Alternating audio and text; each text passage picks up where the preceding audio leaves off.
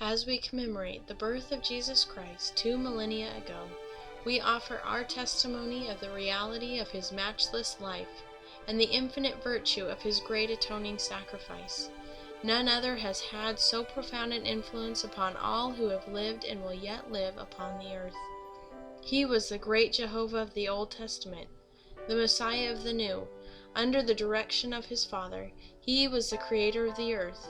All things were made by him, and without him was not anything made that was made. Though sinless, he was baptized to fulfill all righteousness. He went about doing good, yet was despised for it. His gospel was a message of peace and goodwill. He entreated all to follow his example.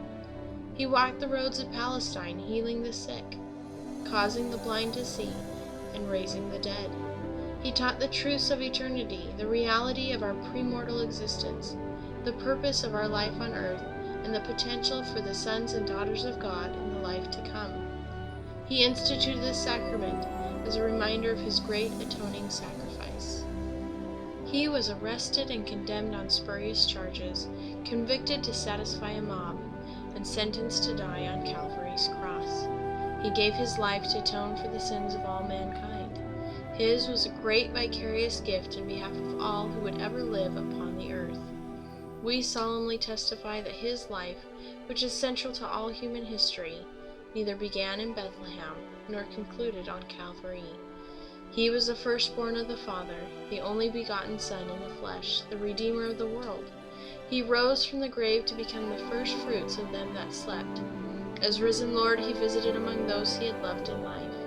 He also ministered among his other sheep in ancient America. In the modern world, he and his Father appeared to the boy Joseph Smith, ushering in the long-promised dispensation of the fullness of times.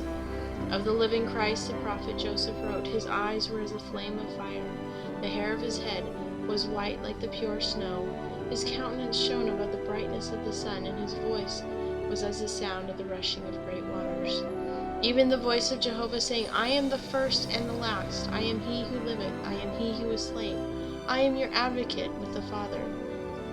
Of him the prophet also declared, "And now, after the many testimonies which have been given of him, this is the testimony last of all, which we give of him, that he lives. For we saw him even on the right hand of God, and we heard the voice bearing record that he is the only begotten of the Father, that by him and through him and of him the worlds are and were created, and the inhabitants thereof are begotten sons and daughters unto God."